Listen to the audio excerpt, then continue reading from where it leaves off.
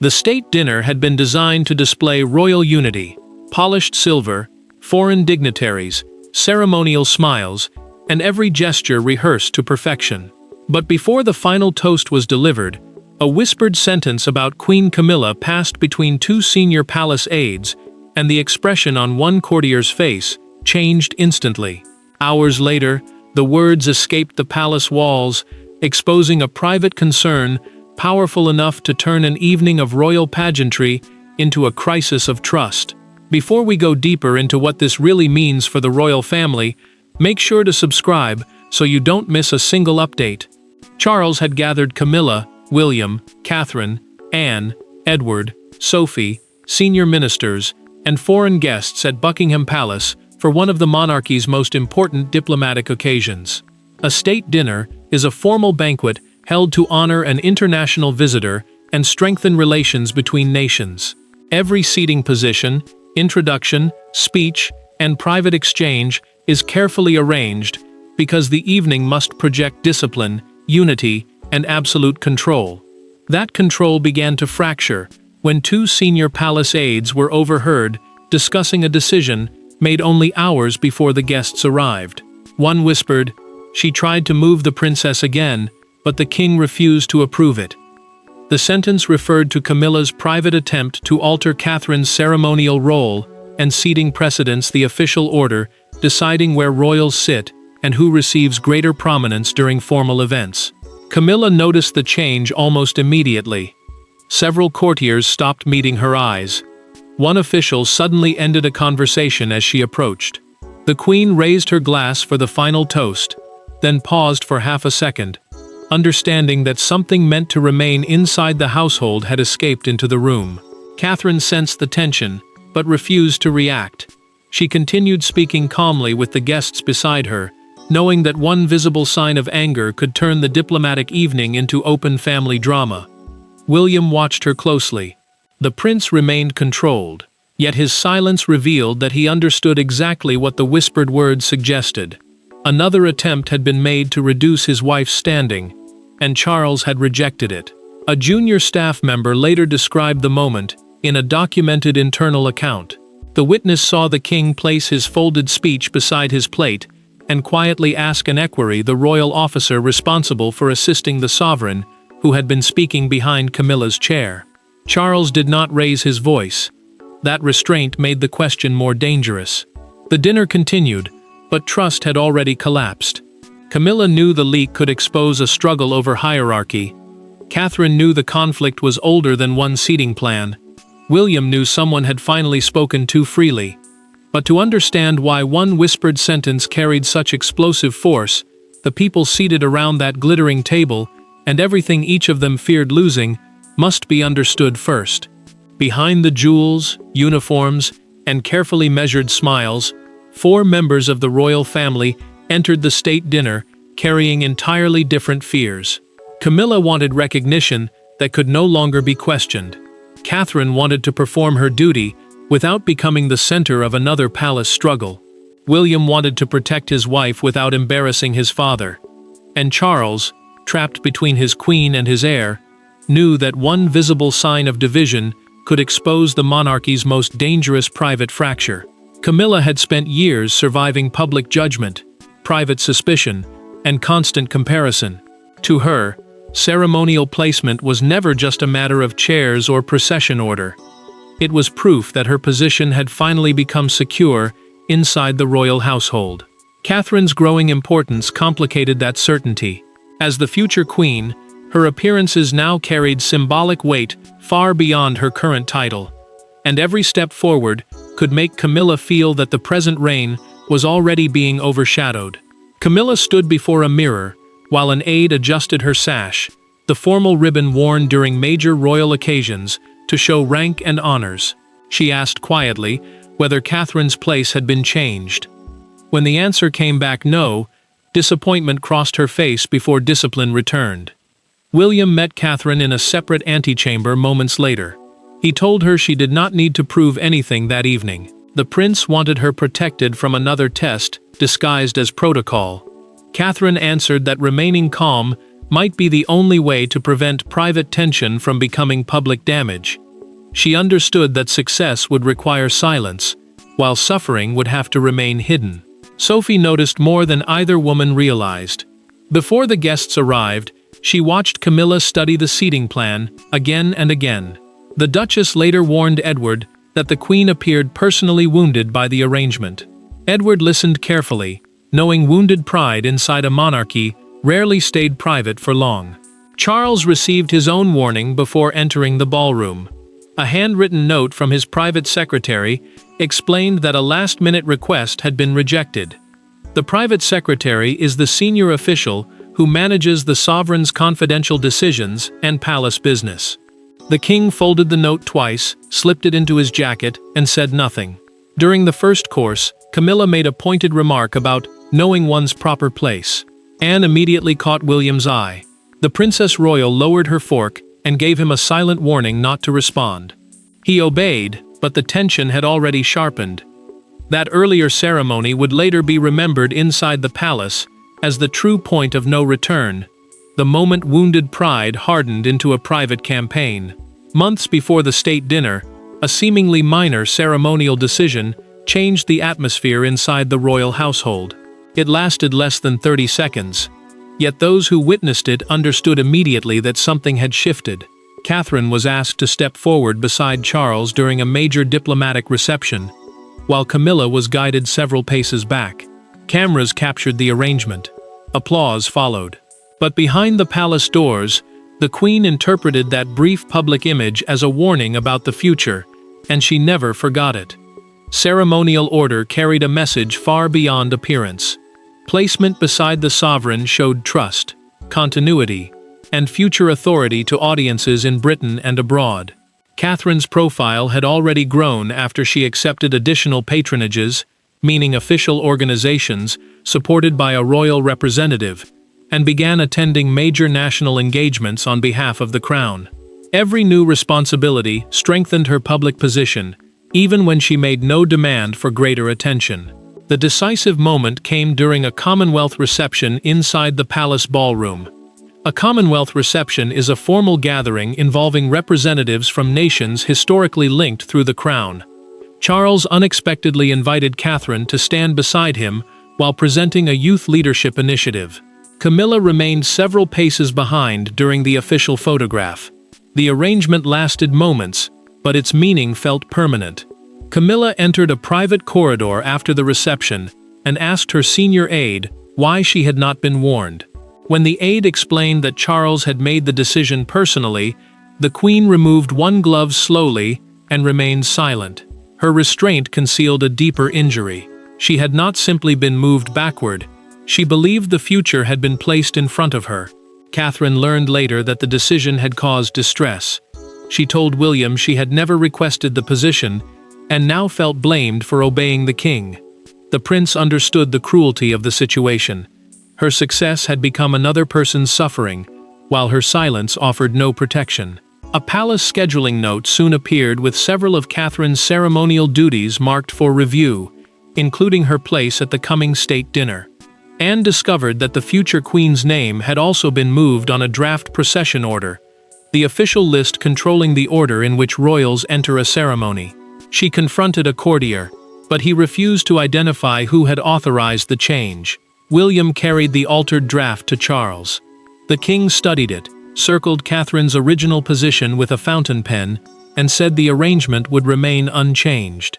Camilla learned of that reversal before the dinner. By the time the first guests entered Buckingham Palace, the seating plan was no longer a piece of protocol.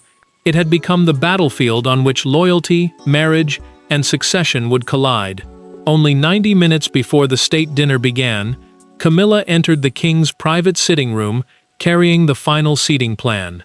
No advisors stood between them. No cameras recorded what followed. She placed the card on the table and asked Charles a direct question. Had he personally blocked her request to move Catherine?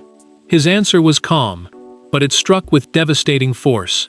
He had not merely rejected the change, he had decided the request should never have been made. Camilla's proposal would have placed Catherine farther from the sovereign during the diplomatic procession and moved another senior royal into the more visible position. A diplomatic procession is the formal order in which members of the family enter before international guests, and every place within it signals rank, trust, and continuity. Charles believed the existing arrangement had to remain, because William and his wife represented the monarchy's future before the world. Camilla asked whether her judgment carried any weight at all. The question exposed more than frustration. She had spent years earning acceptance beside the king, and every refusal now felt like proof that her influence was weakening. Charles answered that personal discomfort could not be allowed to reshape constitutional symbolism, the public signs that show how the crown passes from one generation to the next. The Queen accused him of protecting Catherine at her expense. Charles did not retreat. He said he was protecting the crown from a private conflict that should never have reached the dinner table. His words wounded her because they transformed her request from a personal appeal into an institutional danger. Camilla pushed the seating card toward him. "Then tell me where I belong." Charles did not touch it.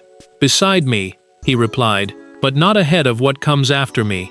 The sentence ended the argument, but it did not remain private. A senior aide waiting outside heard enough to understand that the Queen's request had been rejected directly by the monarch. Later, behind the ballroom service corridor, that same official repeated part of the exchange to another staff member. Those fragments became the whisper that spread through the dinner. Camilla left without another word. Charles remained alone, removed his glasses, and pressed his fingers against his eyes. When his private secretary entered, the king said the family must appear united, regardless of what had just happened. Yet his refusal was not the only force standing against the change. Catherine's place had already become a line. Several senior royals and household officials were no longer willing to let anyone cross. Behind the king's decision stood an alliance Camilla had underestimated, one built not on affection, but on a shared belief that the future of the monarchy had to be protected from personal resentment. The decision to keep Catherine in place was not made through a dramatic vote or public decree. It formed through a series of quiet conversations between people who rarely agreed on everything, but agreed on this: royal protocol could not become a weapon in a private, emotional dispute. Anne brought institutional memory. William brought the authority of the heir. Sophie brought an understanding of household tensions. Charles held the final power, but by the evening of the dinner, he was no longer standing alone.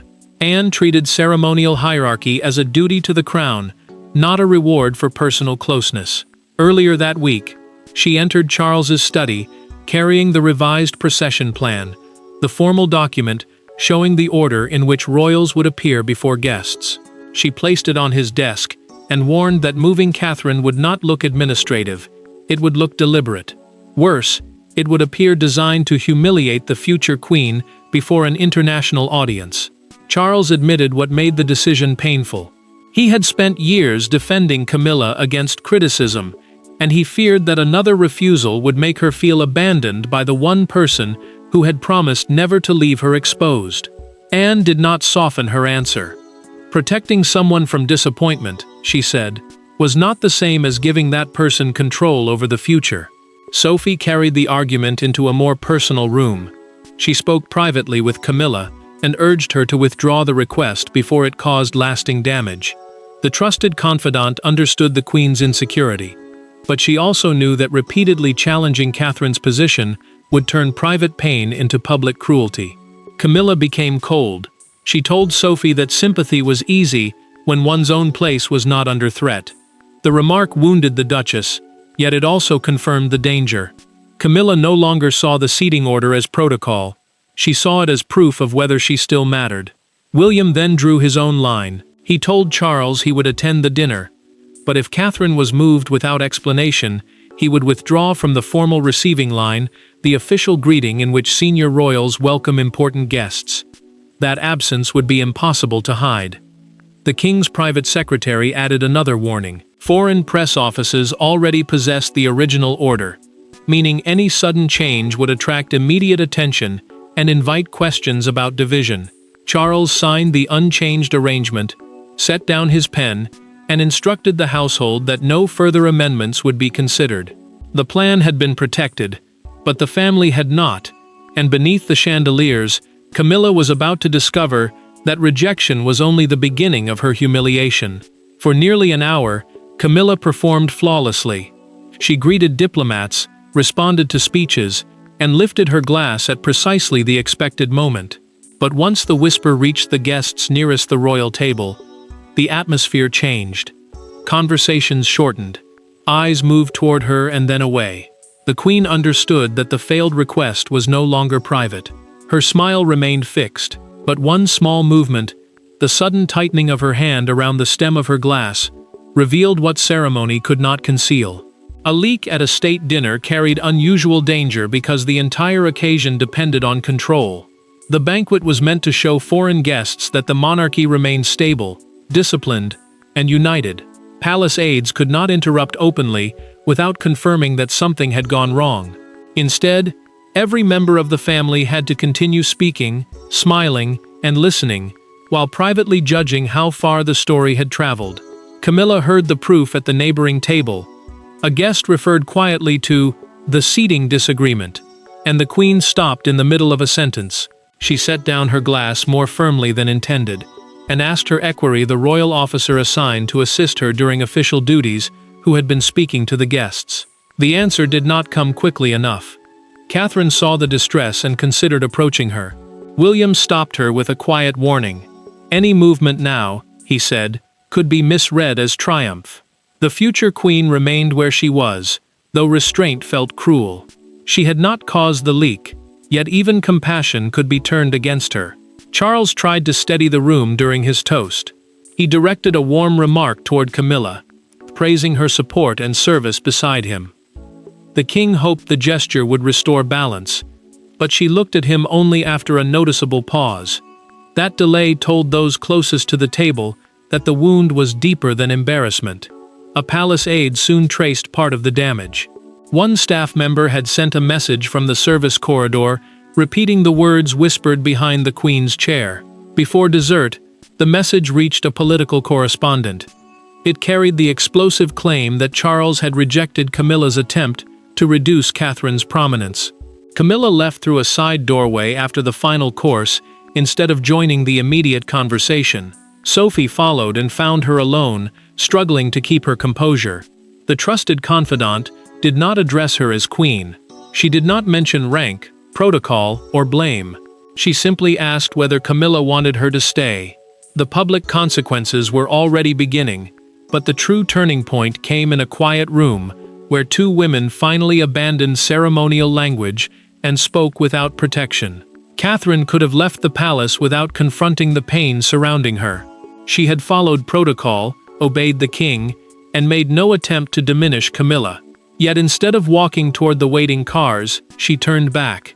Without William, advisors, or household officials, the princess entered the small withdrawing room where the queen had taken refuge. She closed the door behind her. For the first time, the two women faced each other without an audience, and without the titles that had kept their real feelings hidden. Catherine understood the danger immediately. Every public gesture between them could be read as a contest between the present monarchy and the future one. A withdrawing room is a private space used by royals to step away from a formal event. But this room now held something far more serious than temporary retreat. Camilla had spent years fighting for legitimacy, and Catherine's growing popularity made that acceptance feel fragile, almost conditional. Catherine spoke first. She told Camilla she had never requested the state dinner position and would never join an effort designed to embarrass her. The future queen did not sound defensive. She sounded tired of being treated as the cause of decisions made above her. Camilla answered with painful honesty. Intention, she said, did not change what the images communicated. Standing behind Catherine had made her feel as though the palace had already begun moving past her.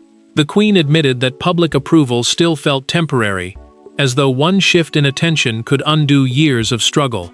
Catherine refused to offer a false apology. She could not be sorry for carrying out duties assigned by Charles, but she was sorry that silence had allowed fear and resentment to grow between them. Her words were gentle, yet firm. Camilla then revealed the truth through that private conversation. She had requested the altered placement because she wanted one evening in which no one compared her with the woman who would eventually replace her. It was not a political calculation alone. It was a moment of insecurity exposed. Catherine looked at her and replied that the monarchy could not be protected by forcing the future to appear smaller. The sentence carried no anger. That made it impossible to dismiss. Camilla remained silent for several seconds. Then she removed the seating card from her evening bag, tore it once down the center, and placed both pieces on the table. The leak still existed. The humiliation remained. But the private struggle had changed direction. By dawn, the whisper no longer belonged to the palace, but the private truth behind it would determine whether the public saw a royal feud, a defeated queen, or a monarchy painfully correcting itself. Before sunrise, the secret exchange had become the only royal story anyone was discussing. Broadcasters replayed footage from the dinner, slowing down the moment Camilla lowered her glass and Catherine turned toward William. Commentators studied expressions, gestures, and seating positions as though decoding a diplomatic crisis. Yet one image captured the public mood more powerfully than any analysis. A newspaper held above the railings outside Buckingham Palace, carrying a headline that transformed a private whisper into a national judgment. The story spread from a correspondent's late-night message into morning broadcasts, digital headlines, and international royal coverage within hours. The palace initially considered issuing a denial, but advisors quickly abandoned the idea. The seating request could be traced. Charles's refusal could be confirmed. The staff leak had already passed through too many hands. A denial would not stop the story. It would make the household appear dishonest, as well as divided. Outside Buckingham Palace, a small crowd gathered as newspaper deliveries arrived. One front page showed Camilla at the dinner beneath the headline, "The Queen's Request Rejected Palace Whisper Exposes Royal Rift." A morning presenter described the dispute as a conflict between the security of the current queen and the unavoidable authority of the future one. That framing cut through every careful palace phrase. Camilla watched the coverage alone at breakfast. When an altered seating graphic appeared on screen, showing where Catherine might have been moved, the queen switched off the television. She left her tea untouched. The humiliation had become public, but the loneliness was private. William reacted with fury. He believed household staff had exposed a family disagreement that should never have escaped the palace. Catherine felt something more complicated. Public sympathy was moving toward her. Yet every supportive headline seemed to deepen Camilla's embarrassment. Success had become suffering again, and neither woman could control how the world interpreted it. The palace confirmed an internal investigation into the aides who repeated the conversation. An internal investigation is a formal review used to identify who broke household rules and how private information escaped. Yet officials refused to deny that Charles had preserved Catherine's ceremonial position. The king then approved a brief statement. It declared that every state dinner arrangement reflected the sovereign's decision, and that no senior royal status had been altered. The wording settled one question completely. Charles had controlled the outcome. Camilla now faced the final choice. She could resist publicly and turn the whisper into a lasting feud, or she could accept what the dinner had revealed about the monarchy's direction. The leak had exposed anger, insecurity, and divided loyalties, but the final meaning of the night would be decided not by the aides who whispered, but by how Camilla chose to stand beside the future she could no longer hold back. The state dinner did not remove Camilla from royal life, strip her title, or destroy her marriage. Its impact was quieter and, for that reason, more permanent. The leaked whisper revealed that personal influence had reached its limit when it collided with the monarchy's future. Charles had chosen continuity. William had chosen protection without public rebellion. Catherine had chosen restraint without surrender. And Camilla, after one painful confrontation, had to decide whether dignity meant winning the struggle or finally allowing it to end. Camilla understood by morning that the dispute had never truly been about a chair or a position in a procession. It concerned whether private insecurity could alter the public structure of succession and royal duty. Succession is the established order through which the crown passes to the next monarch. and the institution survives by making that future visible before it arrives. Catherine's prominence was therefore not designed as a personal attack. It was preparation. The Queen entered Charles's study after breakfast and spoke without aides present. She told him she would not request another change to Catherine's ceremonial placement. The admission cost her something. Camilla was surrendering not her dignity, but the belief that security could be created by making the future queen appear smaller. Charles accepted the decision with relief and regret. The king admitted that he should have addressed her fears earlier, before resentment became a series of disputes handled by secretaries, aides, and protocol officers. His silence had allowed personal pain to enter official machinery, where every small adjustment carried national meaning. Camilla proved her choice at the next public engagement. She arrived beside Catherine, paused at the entrance, and gestured for the princess to move forward into her assigned position. Catherine answered with a quiet nod. She offered no triumphant smile, because both women understood that the moment represented peace, not victory. The palace also acted against the breach of trust. Staff members responsible for transmitting the private exchange were removed from state event duties. William accepted the disciplinary action, but he warned Charles that punishment alone would solve nothing. The deeper lesson was that unresolved family tensions could not be allowed to pass through official channels until betrayal became almost inevitable. Camilla did not emerge victorious. She did not emerge destroyed. She emerged confronted by a difficult truth. Acceptance could never be secured by reducing another woman's place. Catherine's position remained unchanged. Charles's authority stood firm. The queen consort preserved her dignity by ending the struggle rather than extending it. The whisper began as an act of disloyalty, but its final consequence was clarity. The monarchy could honor the woman beside the king, while still making room for the woman destined to carry the crown forward, and on that night, the future was no longer negotiable. Thanks for watching. Please don't forget to like and subscribe, and we will see you in next one.